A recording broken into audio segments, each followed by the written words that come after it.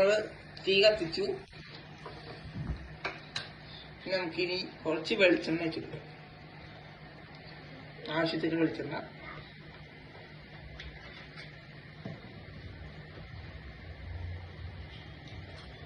നമുക്കിനി സവാള അരിഞ്ഞ് നമുക്ക് ഇട്ട് കൊടുക്കാം. നമ്മൾ ഉടനടി അരിഞ്ഞാണ് ഇടുന്നത്. എന്നാൽ നമ്മുടെ ടെക്കി വെച്ചു.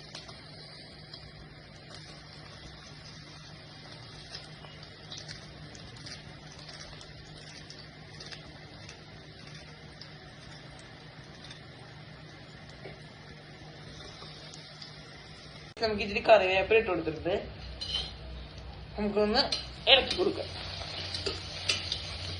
ആ കറിവേപ്പില ഇപ്പൊ തന്നെ നല്ല മണം വന്നിട്ടത്.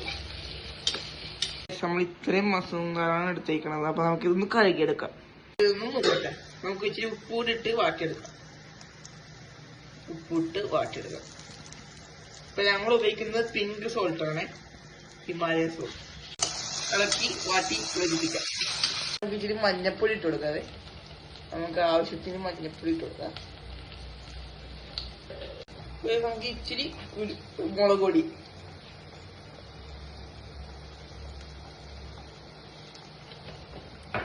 നമ്മള് ഒന്ന് അളക്കി കൊടുക്കാം.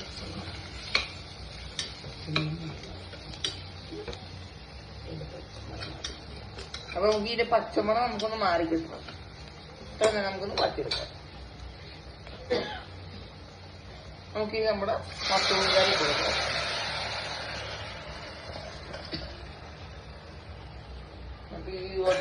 നമുക്ക് ഇളക്കിയിട്ട് നമുക്കൊന്ന് കുറച്ചേരം വെച്ചിട്ട് നമുക്കൊന്ന് വിസിൽ ചെയ്യാം.